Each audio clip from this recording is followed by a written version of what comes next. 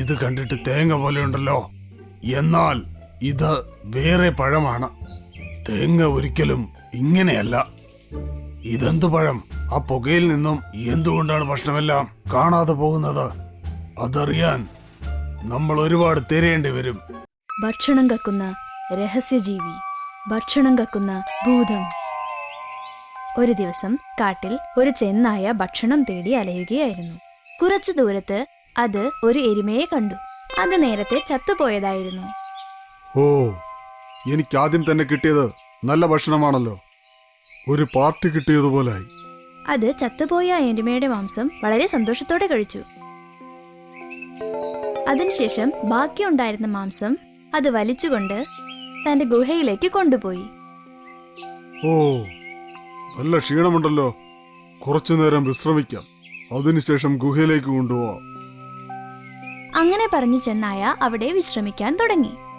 അപ്പോൾ പെട്ടെന്ന് അവിടെ ഒരു പുകയുണ്ടായി. അല്ല, പെട്ടെന്ന് ഈ പുക എവിടുന്നാ വരുന്നത്? ആ പുക വളരെ വേഗത്തിൽ പടരാൻ തുടങ്ങി. ചെന്നായ്ക്ക് ഒന്നും കാണാൻ സാധിച്ചില്ല. കുറച്ചു സമയത്തിനു ശേഷം പുക അവിടെ നിന്ന് മാറിയപ്പോൾ അവിടെ വച്ചിരുന്ന മാംസം കാണാനില്ല. ഇതെങ്ങനെ സാധിച്ചു? അയ്യോ, എന്റെ ഇര എവിടെ പോയി?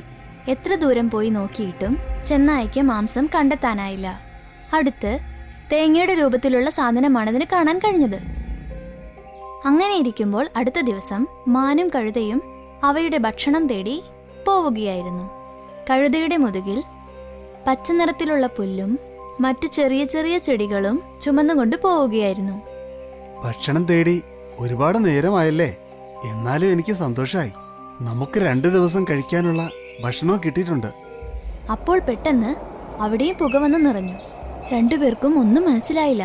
പുക സഹിക്കാനാവാതെ രണ്ടുപേരും തുമ്മാൻ തുടങ്ങി. ആ പുക അവിടെ നിന്നും പോയതിനു ശേഷം രണ്ടുപേരും ഞെട്ടിപ്പോയി. എന്തെന്നാൽ കഴുതയുടെ മുതുകിലുണ്ടായിരുന്ന ഭക്ഷണമൊന്നും കാണാനില്ല. ആ സ്ഥലത്തും അതുപോലെ തന്നെ ഒരു തേങ്ങ കിടപ്പുണ്ടായിരുന്നു. അന്നു മുതൽ ഇതുപോലെയുള്ള സംഭവങ്ങൾ ഒരുപാട് നടന്നുകൊണ്ടിരുന്നു. എല്ലാവരും ചേർന്ന് സിംഹരാജാവിനെ കാണാൻ പോയി. മോട്ടുകുരങ്ങ് നടന്ന കാര്യങ്ങളെല്ലാം സിംഹരാജാവിനോട് പറഞ്ഞ് ആ തേങ്ങ കൊണ്ടുവന്ന് സിംഹരാജാവിന്റെ മുമ്പിൽ വെച്ചു. ഇത് കണ്ടിട്ട് തേങ്ങ പോലെയുണ്ടല്ലോ, എന്നാൽ ഇത് വേറെ പഴമാണ്. തേങ്ങ ഒരിക്കലും ഇങ്ങനെയല്ല. ഇതെന്തു പഴം? ആ പുകയിൽ നിന്നും എന്തുകൊണ്ടാണ് ഭക്ഷണമെല്ലാം കാണാതെ പോകുന്നത്? അതറിയാൻ നമ്മൾ ഒരുപാട് തിരയേണ്ടി വരും. സിംഹരാജൻ കുറച്ചുനേരം എല്ലാ മൃഗങ്ങളോട് സംസാരിച്ച് അവരെ എല്ലാവരെയും അവിടെ നിന്ന് തിരിച്ചയച്ചു.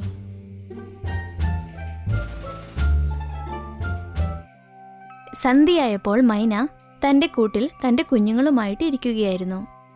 ദേ നോക്കു മിട്ടു, ഞാൻ നിന്നോട് എത്ര തവണയായി പറയുന്നു, ഒരിക്കലും നീ ഈ കൂട് വിട്ട് പുറത്തേക്ക് പോകരുതെന്ന്. നീ ഇപ്പോഴും പറക്കാനായിട്ടില്ല. മറ്റേതെങ്കിലും മൃഗങ്ങൾ നിന്നെ എങ്ങാനും കണ്ടാൽ നിന്നെ അവരെല്ലാം കൊന്നു തിന്നും.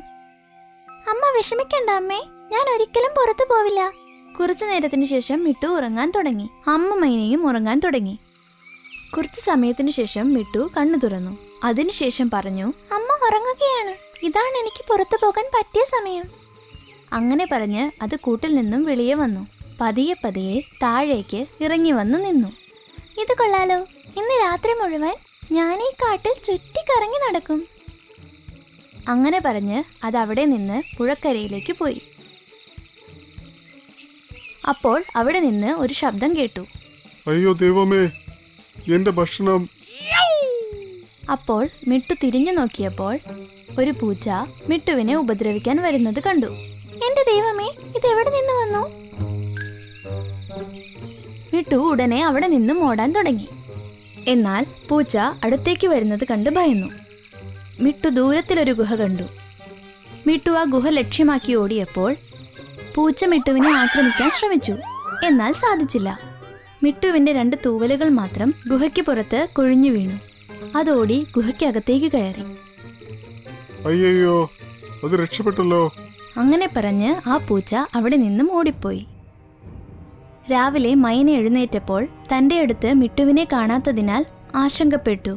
അയ്യോ, മിട്ടു എവിടെ പോയി? അമ്മ മൈന മിട്ടുവിനെ അടുത്തെല്ലാം തേടി നോക്കി. പക്ഷേ മിട്ടുവിനെ എങ്ങും കാണാൻ കഴിഞ്ഞില്ല. അതിനുശേഷം അവൾ സിംഹരാജാവിന്റെ സഭയിലേക്ക് പോയി. എന്റെ കാട്ടിൽ എന്താണ് നടക്കുന്നത്? ആദ്യം മൃഗങ്ങളുടെ ഭക്ഷണമെല്ലാം കാണാതെ പോകുന്നു. മീട്ടുവിനെയും കാണാതെ പോയെന്നോ? എല്ലാ മൃഗങ്ങളും മീട്ടുവിനെ അന്വേഷിക്കൂ.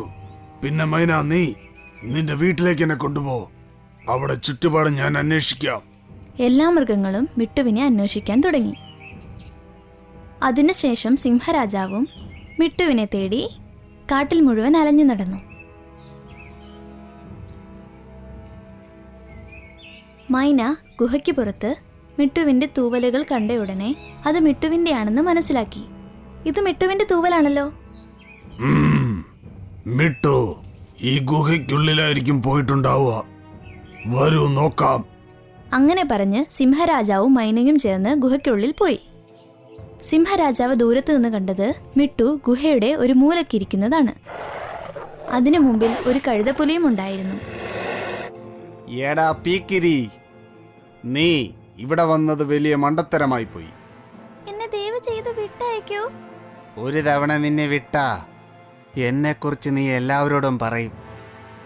ഇന്ന് നീയാണ് എനിക്ക് ഉച്ചഭക്ഷണം. അങ്ങനെ പറഞ്ഞ് ആ കഴുതപ്പുലി മിട്ടുവിനെ ആക്രമിക്കാൻ ശ്രമിച്ചു. എന്നാൽ സിംഹരാജൻ ആ കഴുതപ്പുലിയെ പിടിച്ചു. അയ്യോ ദൈവമേ, സിംഹരാജ, നിന്റെ കളി ഇതോടെ അവസാനിച്ചു.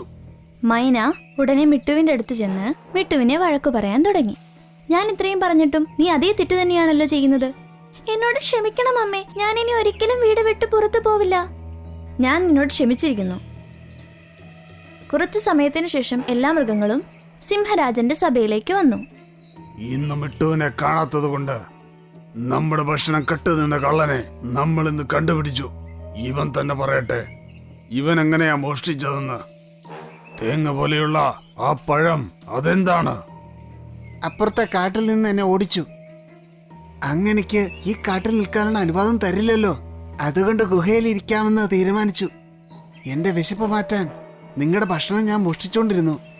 ഇതെങ്ങനെയുള്ള പഴമാണെന്നോ? അതിന്റെ മൂടി തുറക്കുമ്പോ അതിൽ നിന്ന് പുക വരും. ആ പുകയില് ആരും അറിയാതെ ഞാൻ മോഷ്ടിക്കും. ഈ പഴം ഞാൻ ഭൂമിയിൽ എവിടെങ്കിലും ഒളിച്ചു വെക്കും.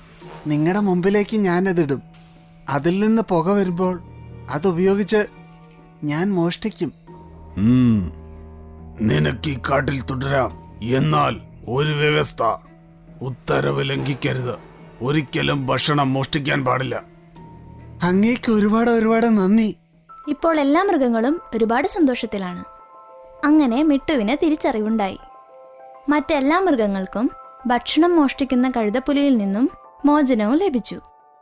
രാജാവേ, ഇവൾ കള്ളം പറയുന്നതാ. ഞാൻ എന്റെ കണ്ണുകൊണ്ട് കണ്ടതാ. ഇവൾ ഭക്ഷണം മോഷ്ടിച്ച് ഇവളുടെ കൂട്ടിലേക്ക് പോയി. അത് അവളുടെ കുഞ്ഞുങ്ങൾക്കും കൊടുത്തു.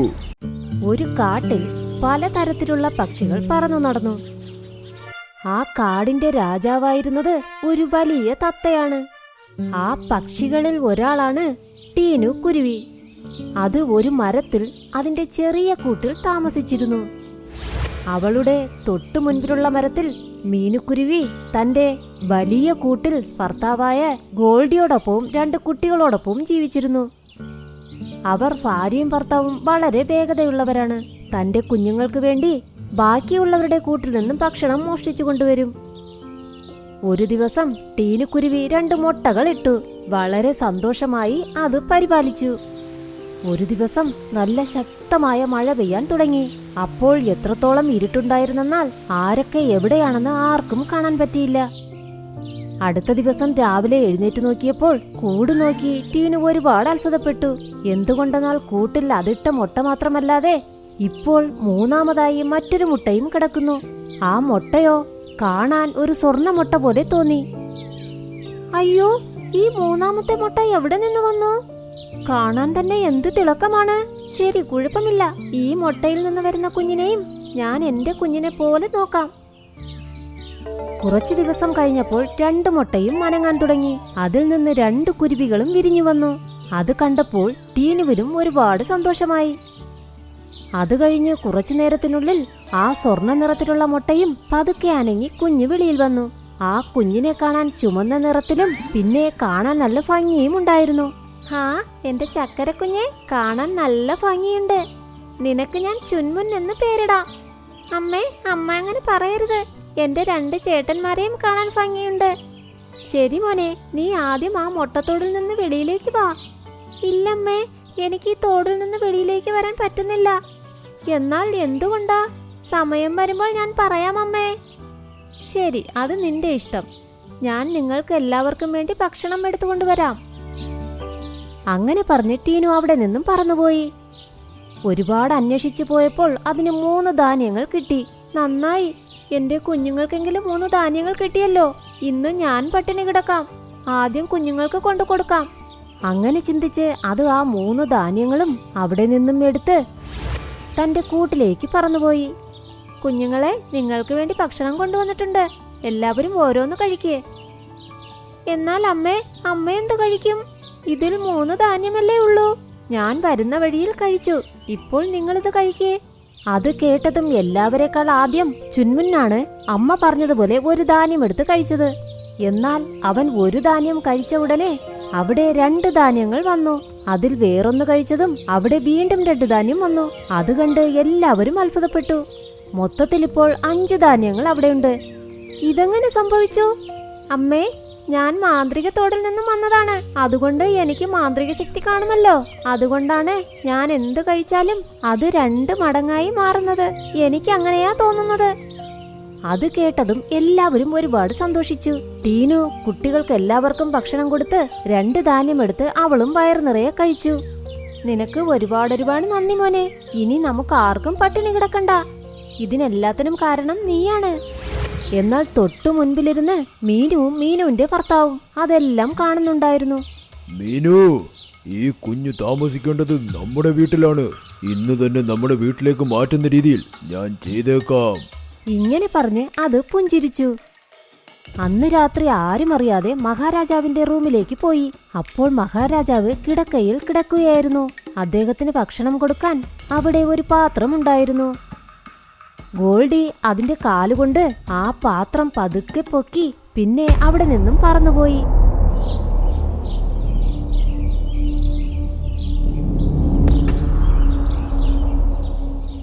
അതിനുശേഷം പാത്രത്തിലുണ്ടായിരുന്ന എല്ലാ ധാന്യങ്ങളും കഴിച്ച് അത് ടീനുപക്ഷിയുണ്ടായിരുന്ന മരത്തിന് താഴെ ഇട്ടിട്ടും പോയി.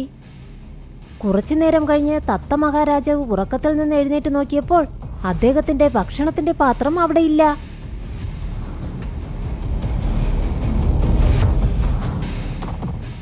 അങ്ങനെ അദ്ദേഹം കാടെല്ലാം ചുറ്റി നോക്കാൻ തുടങ്ങി.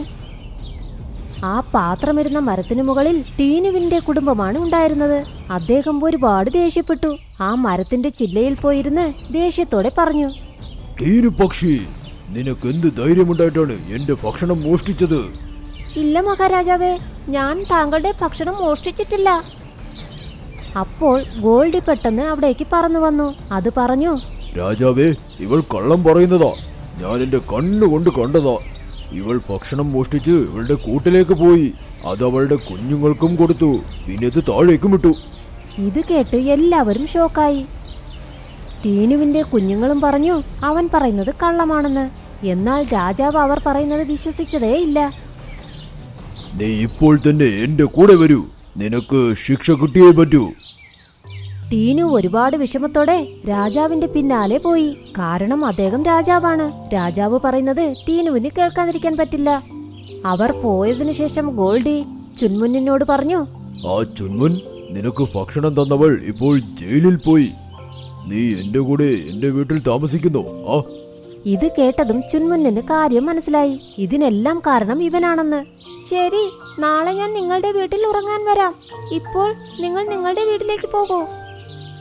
ഇങ്ങനെ പറഞ്ഞപ്പോൾ അത് അതിന്റെ കൂട്ടിലേക്ക് പോയി. സഹോദര, അമ്മ ഇപ്പോൾ പോയി. നീയും ഇപ്പോൾ ഞങ്ങളെ വിട്ടു പോവുകയാണോ?